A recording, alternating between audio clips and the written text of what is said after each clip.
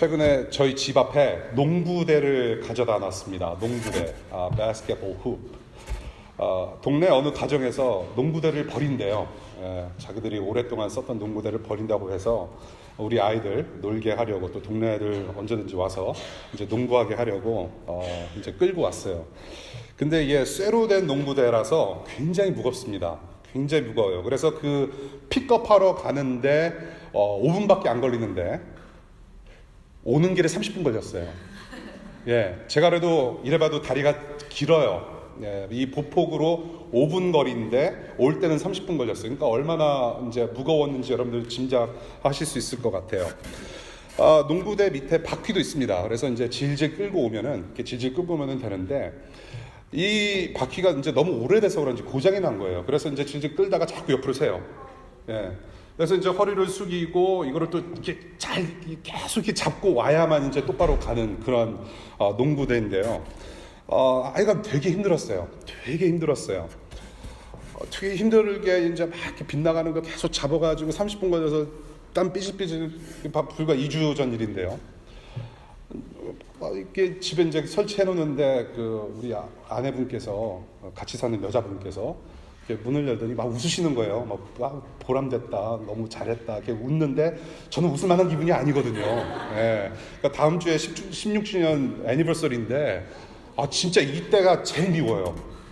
남은 힘들어 죽겠는데 막 웃어요. 그렇게 힘들게 가져왔는데 이제 정말로 뿌듯함이 있는 거죠. 아버지로서 아무리 힘들어도 아이들이 놀 수 있다. 이제 뿌듯함 가지고, 그 뿌듯함 충만함 가지고 집에 왔는데 이제 반전이 생겼어요. 애들이 안 놀더라고요. 안 놀아요. 이놈의 자식들. 여러분들 혹시 저희 집에 오시면, 한 끼 잡숴 오시면 공놀이 한번 하시고 가는 걸로 그렇게 코스를 밟으셨으면 좋겠어요. 이스라엘의 모습이 이랬다는 거예요. 이스라엘의 모습. 하나님께서 계속 인도하시고 보여주시고 가르치시고 인도하시는데도 하나님께로 올바로 나아가지 않고 자꾸 비껴나가는 이스라엘. 이 인간 세계가 고장난 바퀴 같다라는 거죠. 이것이 바로 바울이 오늘 처음으로 대중 앞에서 설교한 내용입니다. 오늘 읽지 않은 13장 16절부터 41절까지의 내용이에요. 13장 16절부터 41절까지. 자꾸 빗나가는 인간 세계. 바나바와 바울이 바보라는 지역을 떠나서 이제 또 다른 지역의 안디옥에서 바울이 성경과 역사를 풀어서 이제 권면을 하는 거죠. 오늘 지도를 보시면은 키프로스, 우리가 이제 지난주에도 지도를 봤는데요. 안디옥 교회에서 키프로스라는 섬에 와서 횡단을 하죠. 중단인가요? 횡단인가요? 건너서 파포스, 그렇죠? 바보에서 이제 배를 타고 저 위에 안디옥이라는 다른 안디옥 올라가서 설교하는 장면을 우리가 보게 되는 겁니다. 유대인들과 이방인들로 구성된 유대 회당, 거기서 구약의 이스라엘 역사 속에서 함께 하셨던 하나님께서 어떤 일을 하셨는지 간략하게 정리하고 있는 내용이 바로 오늘 13장의 내용이에요. 근데 지금 바울이 처음으로 이제 대중 앞에서 설교를 합니다. 구약을 꿰뚫고 있었던 이 율법 전문가 바울이 이 구약에 기록된 그 역사의 맥을 하나님의 언약이신 예수 그리스도로 풀어줘요. 그것이 오늘 13장의 내용인데요. 이전까지는 바나바와 사울이라는 순서로 이제 이야기가 진행되었는데, 이제부터 오늘부터 15절에 보시면 사람 순서가 바뀌어요. 바울과 바나바입니다. 앞으로는 이제 바울의 그런 선교 시대가 열린다가는 그런 이제 암시를 주는 것이죠. 바울 중심의 선교 역사. 오늘 13장을 먼저 어떤 내용인지 일단 먼저 좀 우리가 보고 그 다음에 우리가 이야기를 좀 이어나갔으면 좋겠어요. 제가 딱 간추려서 말씀을 드릴게요. 13장의 내용. 너희가 알고 있는 하나님은 우리 조상 아브라함의 하나님인데, 그 하나님은 곧 예수를 보내신 하나님이시고, 이 예수는 아브라함과 다윗에게 약속하신 그 후손이다. 그런데 이스라엘 사람들은 옛부터 계속 말씀하시고, 이스라엘 사람들에게 계속해서 말씀하시고 가르치셨는데, 그것을 깨닫지 못하고 언약 약속대로 보내주신 그 예수 또한 알아보지 못했다, 너희들이. 그리고 그 예수는 사람 손에 죽으셨는데 하나님께서 그 예수를 살려내셨다. 창세기부터 예수 그리스도의 이야기까지 굉장히 컨사이즈하게, 굉장히 브리프하게 설명을 하면서 권면하는 내용이에요. 딱 이 내용입니다. 자꾸 비껴나갔다. 예수도 못 알아봤다. 너희들이 죽였다. 그런데 그 죽은 예수를 하나님께서 살려내셨다. 이렇게 하나님으로부터 빗나간 우리에게 와주셔서 죽으시고 부활하신 이 예수께서 어떤 일을 하셨는지, 그러므로로 시작되는 38절과 39절, 이 두 구절로 요약을 해요. 예수께서 어떤 일을 하셨는지, 이 빗나간 세계를 향하여서 예수께서 오셔서 어떤 일을 하셨는지 이 두 구절이 얘기를 해줍니다. 여러분들이 성경을 읽으실 때에 물론 늘 문장마다 단어마다 그 단어 사이의 어떤 긴장까지 여러분들이 다 보셔야 하지만은 특별히 긴장하셔야 되는 부분이 있어요. 그러므로라는 접속사가 나올 때, therefore, 그러므로라는 접속사가 나올 때 긴장하셔야 돼요. 그러므로라는 것은 이전 내용을 정리하는 결말이자 핵심이기 때문에 그렇죠. 쭉 구약을 풀어서 설명을 합니다, 바울이. 그러고 나서 38절, 그러므로, therefore, let it be known to you. Let it be known to you. 이것을 알아야 한다. 이 두 구절로 우리가 받은 천국의 복 두 가지가 무엇인지 좀 살펴보고요. 이 두 가지를 가지고 여러분들 회개하실 수 있어야 되고, 저는 감사할 수 있어야 된다고 저는 생각을 합니다. 첫 번째는 무엇이냐? 38절, 죄 용서입니다. 죄 용서. Forgiveness of sin.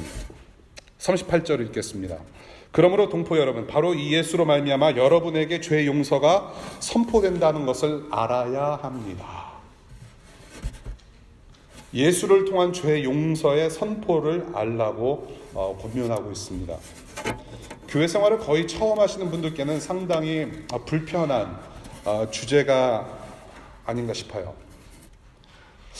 자꾸 기독교 교회는 자꾸 우리 보고 죄인이라고 하고 회개하라고 하고 너는 죄졌다라고 막 말을 하는데 이거 불편해서 정말 못 들어주겠다. 그러한 어떤 불편함을 가지고 교회 생활 하시는 분들 계실 거라고 저는 생각을 또한 하고요. 근데 그런 말을 자주 이 교회에서 들으시는 이유는 바로 기독교 복음에서 가장 중요하게 여기는 부분이 바로 죄 용서, 죄 사함이라는 주제라서 그래요. 이 죄 사함 없이는, 죄 문제에 대한 해결과 이에 대한 회개의 반응이 없이는 하나님을 만날 수도 없고 구원도 없으며 영원히 살 수 있는 생명 또한 없기 때문에 그렇습니다. 이것이 굉장히 중요한 주제예요.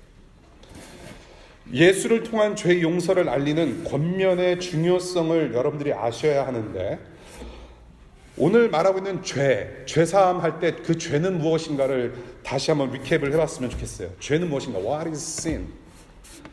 저와 여러분들이 일반적으로 생각할 때는 이 죄를 짓지 말라, 죄를 졌다라고 할 때 이 죄라는 것을 윤리적으로 잘못된 모든 어떤 언행이라고 생각하는 경우가 많아요.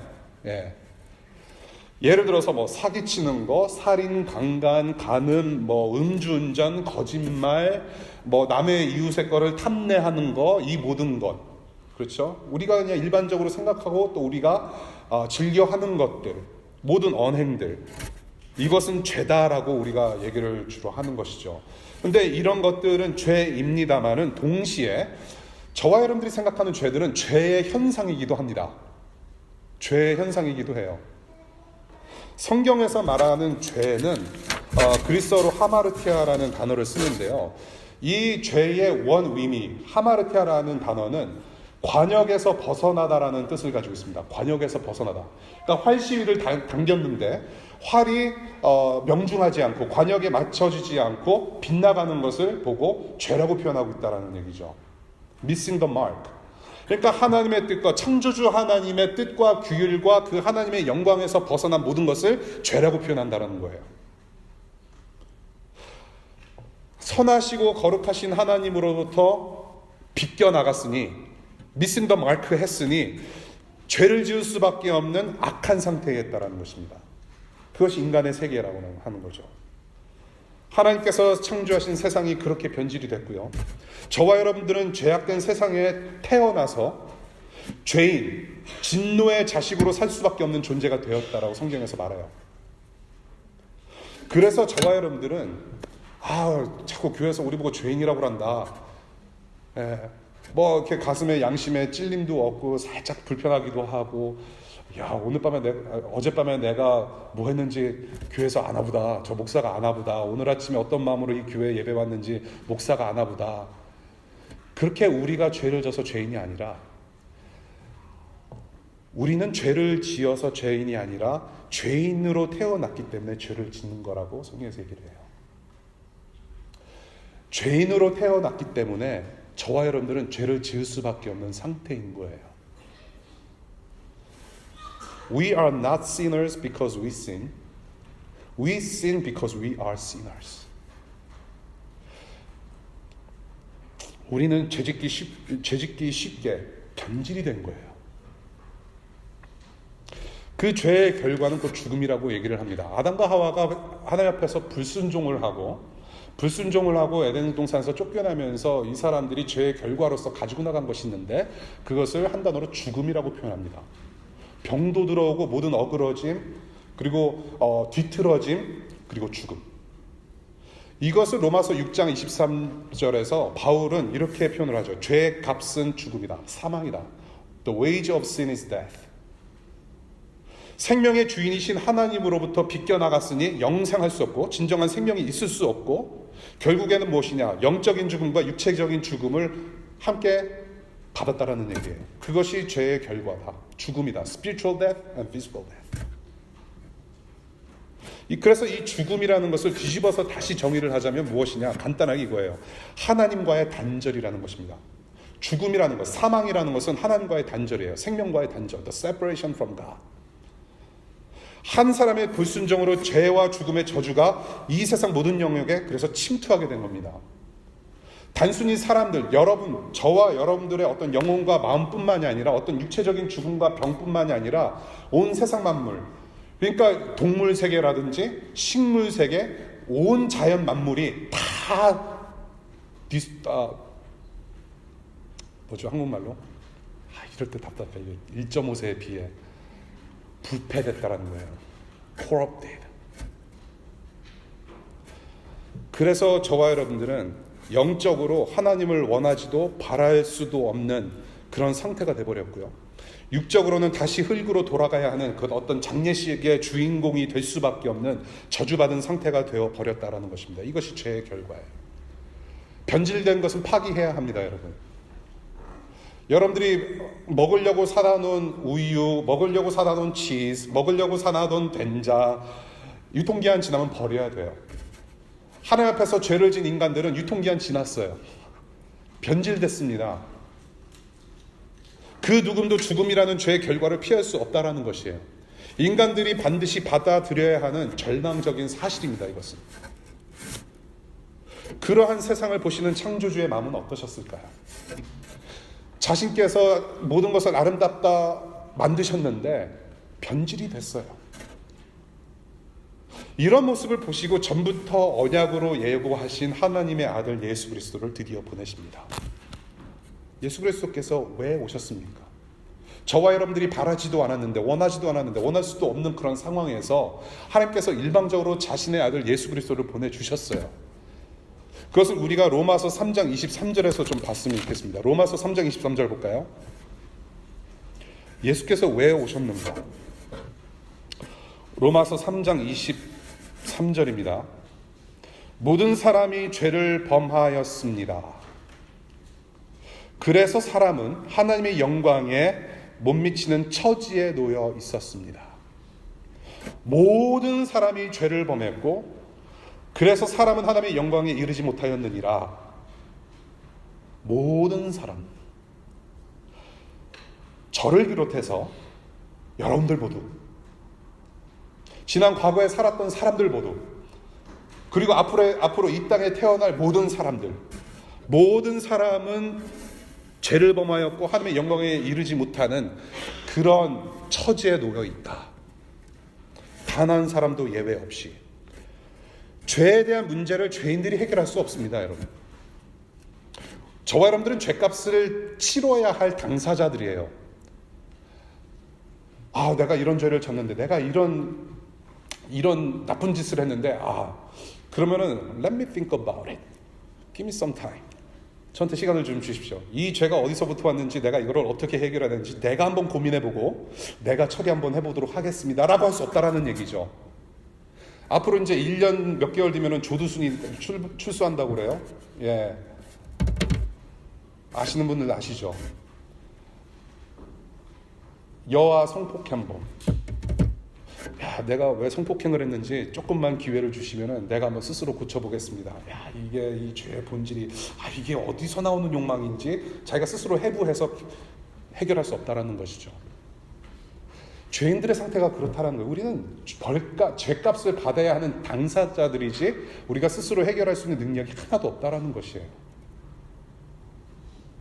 인간들에게 능력이 있어서, 저와 여러분들에게 어떠한 능력이 있어서 죄의 문제를 해결하고 스스로 구원하여 다시 생명을 되찾을 수가 없었기에 죄의 대가를 대신 치러줄 구원자가 필요했었다라는 것입니다.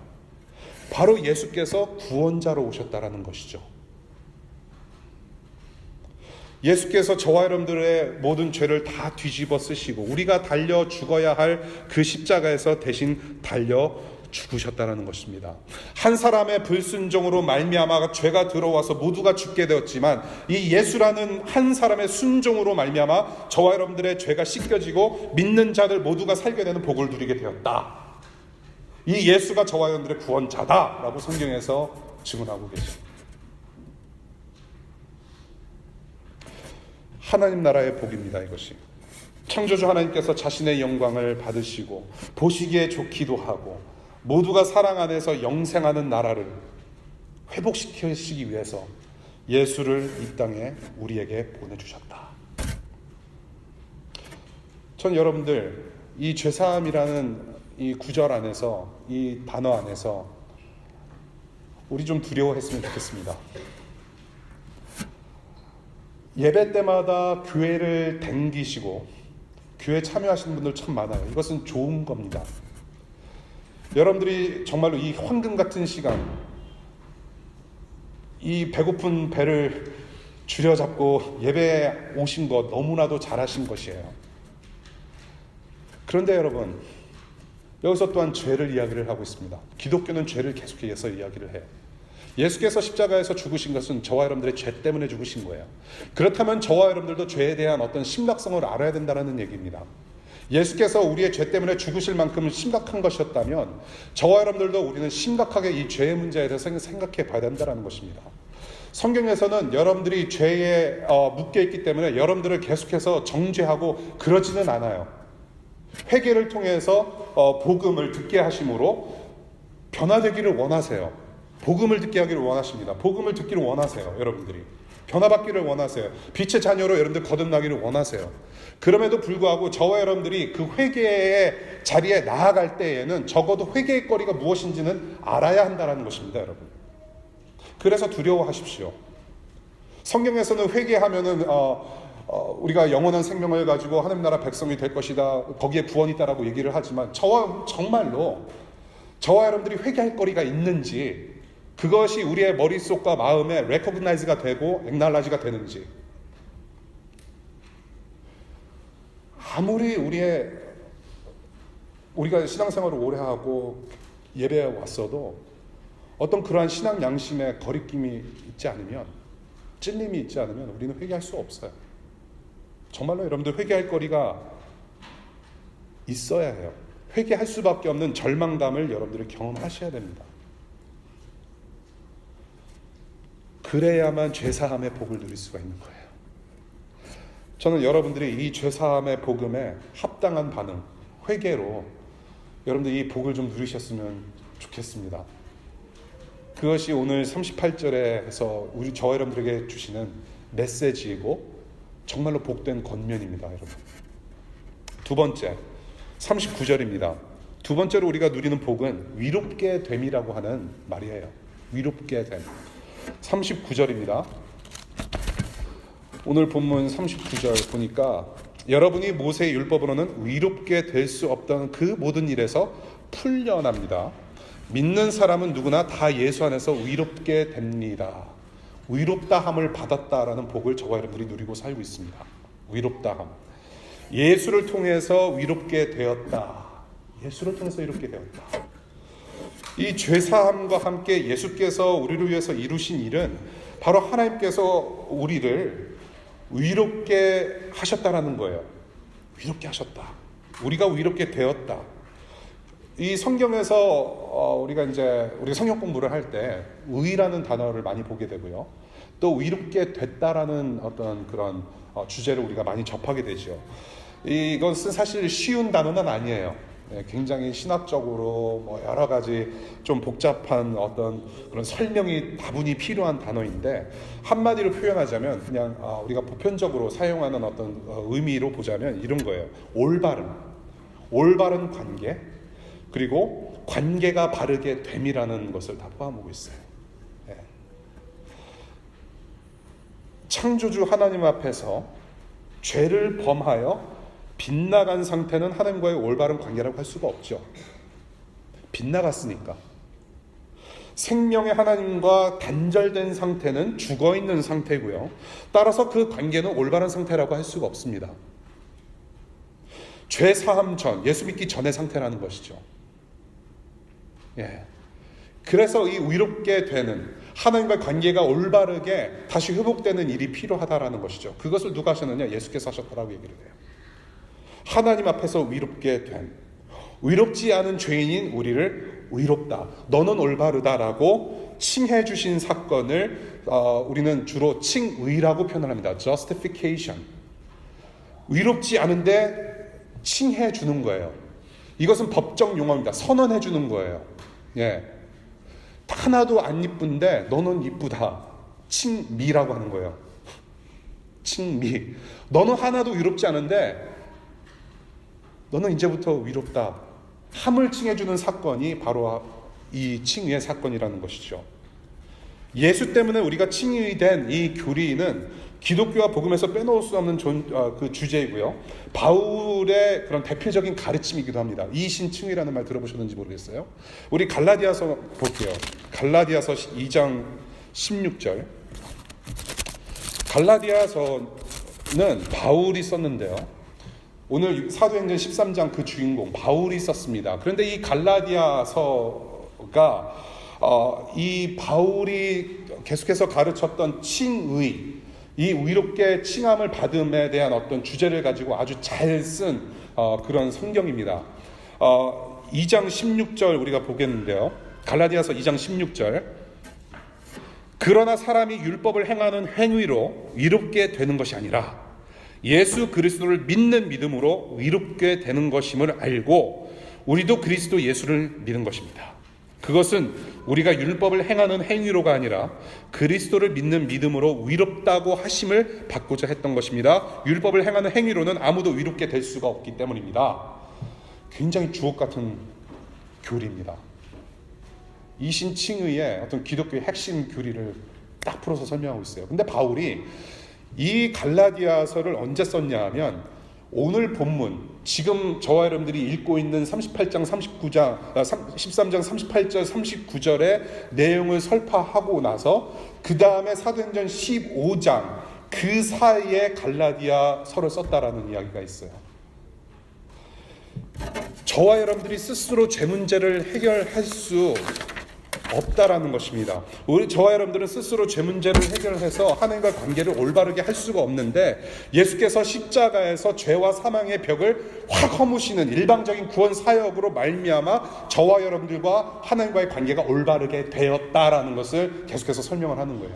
이것이 바울이 핵심적으로 가르친 내용이고 이것이 바로 복음에서 빼놓을 수 없는 하나님께서 저와 여러분들을 위롭다 칭하신 사건이고 복음의 핵심인 거예요.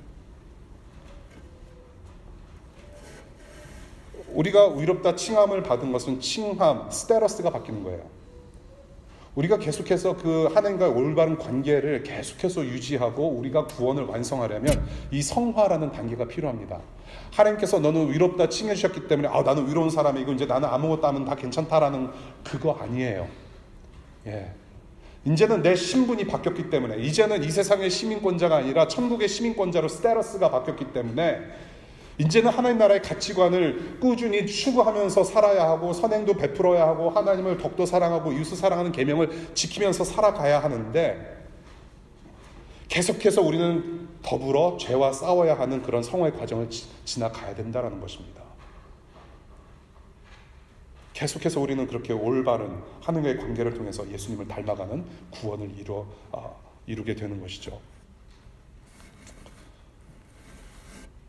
저와 여러분들이 이 올바른 관계 정말로 있는지 여러분들 이 복을 누리시면 좋겠어요. 위롭다 칭함을 받았다. 하나도 안 이쁜데 이쁘다고 하면 얼마나 좋은 거예요. 우리 하나님께서 재판장이신 하나님께서 저와 여러분들을 위롭다고 칭해 주셨어요. 누구 때문에? 예수 그리스도 때문에.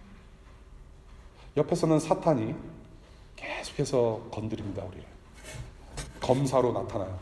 스테이트 어토니 검사 프로스큐터로 나타나가지고 제 홍주영 전에 저렇게 잘못한 놈인데 예수 믿고서도 저렇게 또 잘못한 거 보십시오 하나님.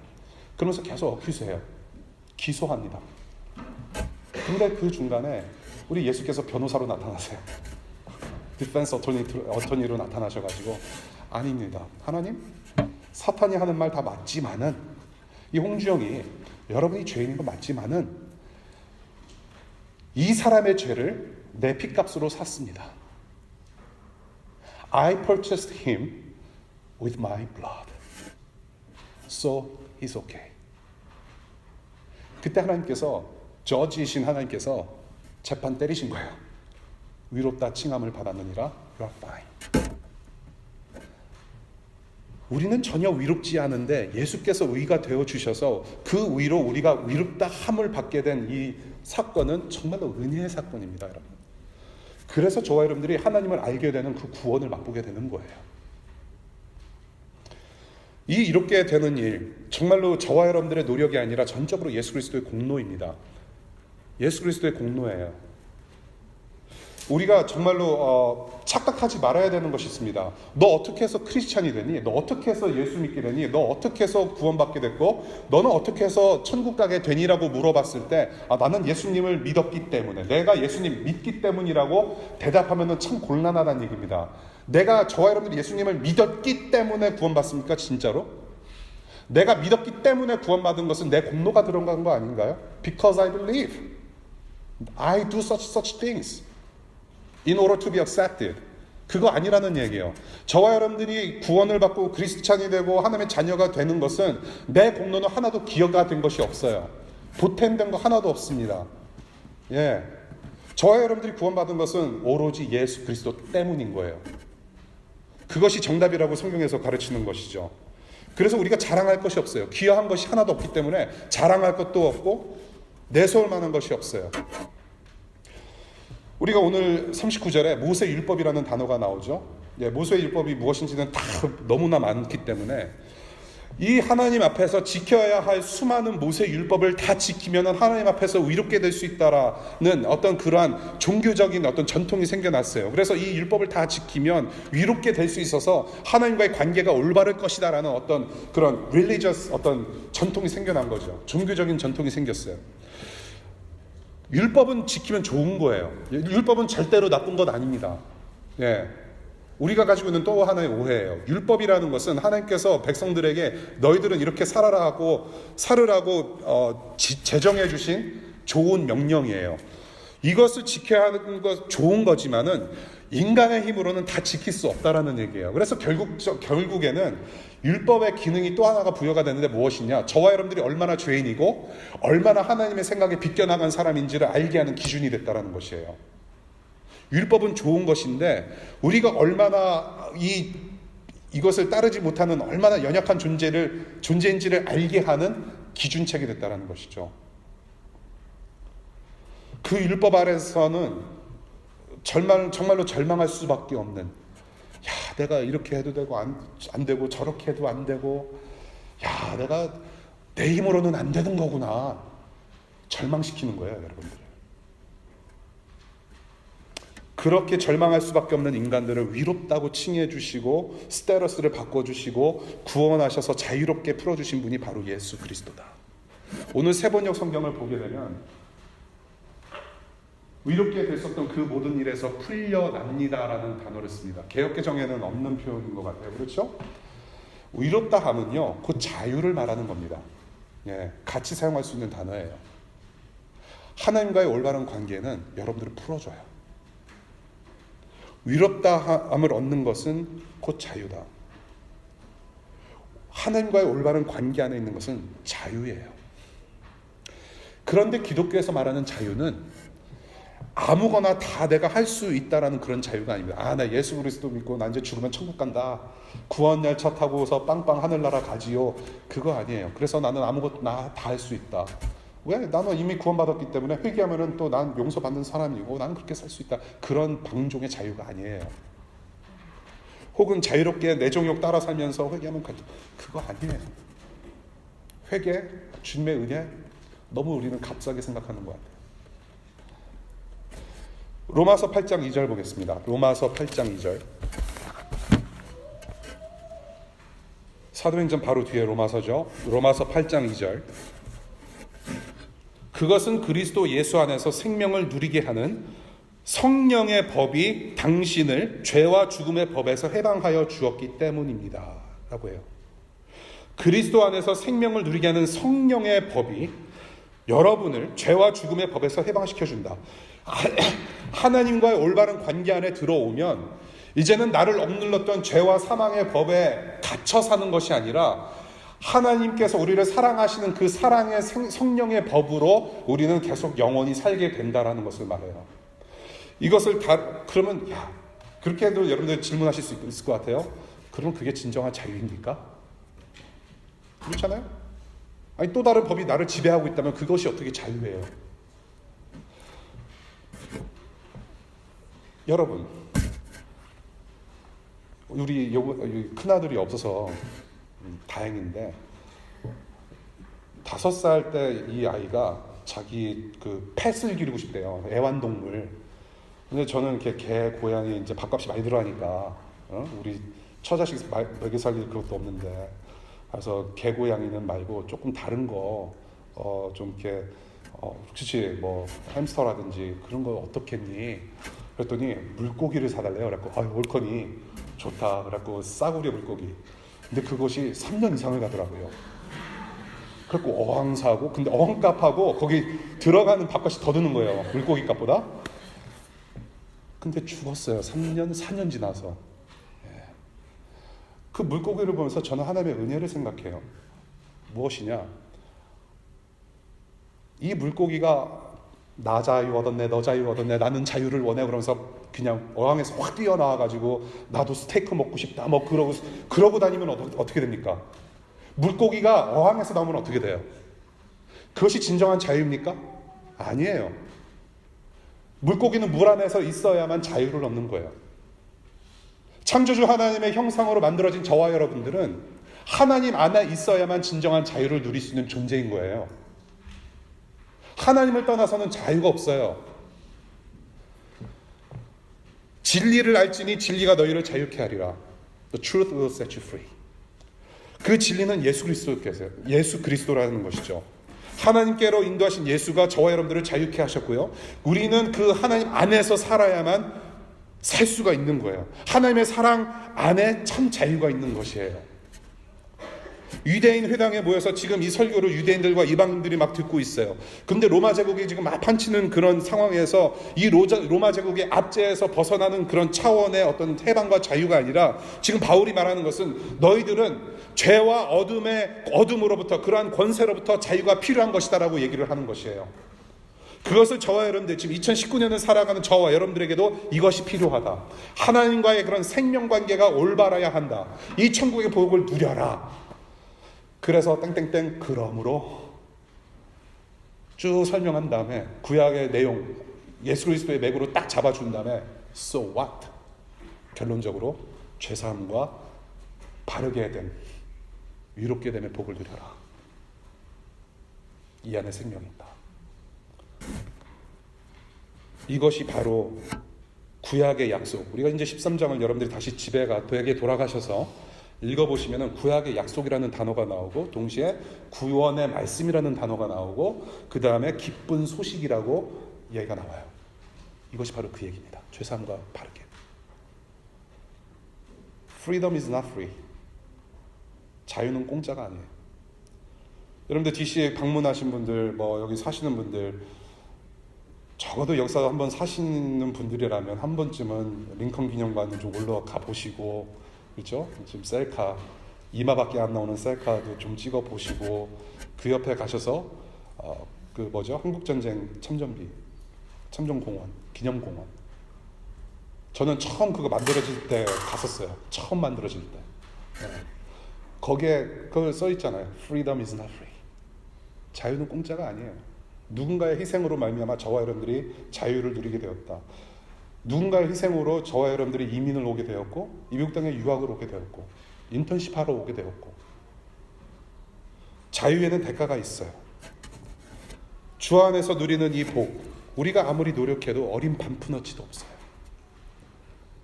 예수의 피값어치로 우리는 죄사함을 얻게 되어서 위롭게 됨으로 영생을 얻게 됩니다. 예수 그리스도의 희생으로. 우리 마지막으로 로마서 6장 23절 보겠습니다. 로마서 6장 23절.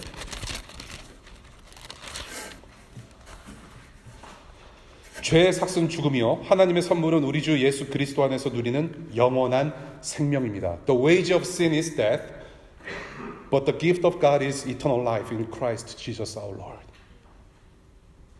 죄의 결과는 사망인데 예수 안에 있으면 생명의 선물을 얻는다. 하나님을 향해서 우리가 먼저 헌신하고 영접해서 우리가 구원받은 거 아닙니다. 하나님께서 우리에게 먼저 헌신하셨어요. 하나님께서 저와 여러분들을 먼저 영접하셨어요. 여러분 예수 그리스도를 영접하는 기도 따라 하시면은 여러분들은 구원받을 수 있어요. 그렇게 해서 기도 따라 했다라고 해서 여러분들 영접했다라고 해서 구원받는 거 아니에요. God accepted you first before you accepted Him. He committed Himself to you first. 여러분들은 헌신의 결과물입니다. 그 무거운 십자가 지시고 비틀거리시면서 죽음으로 걸어가신 예수 그리스도. 저와 여러분들을 의의 길, 바른 길로 인도하시기 위해서 몸부림치시면서 그 골고다 길을 올라가셨고 결국에는 못 박혀 죽으신 그 예수 그리스도. 그 예수 그리스도를 믿는 사람들은 누구나 다 하나님의 생명 안에 거하는 자녀들이 되는 것입니다. 고장난 구제불능 바퀴 같아서 자꾸 삐뚤어지고 자꾸 비껴나간 우리의 눈과 영혼을 바로 잡아주시는 그 예수 그리스도를 여러분들 믿음으로 붙드실 수 있기를 바랍니다. 바르게 된 죄사함. 이것을 우리는 은혜라고 부릅니다. 저 여러분들이 누릴 만한 자격이 있어서 누리는 것이 아니에요. 우리는 아무런 자격도 없는데 지금 누리고 있는 이 구원의 복, 하나님을 알아가는 이 복은 은혜입니다. We don't deserve this. We never deserve this. So we call it grace. 은혜다. 여러분들 이제 앞으로 한 주간 또 살아가시고 인생길 살아가시는데 자꾸 비껴나갈 수 있고 힘들고 삐뚤어져 나갈 수도 있고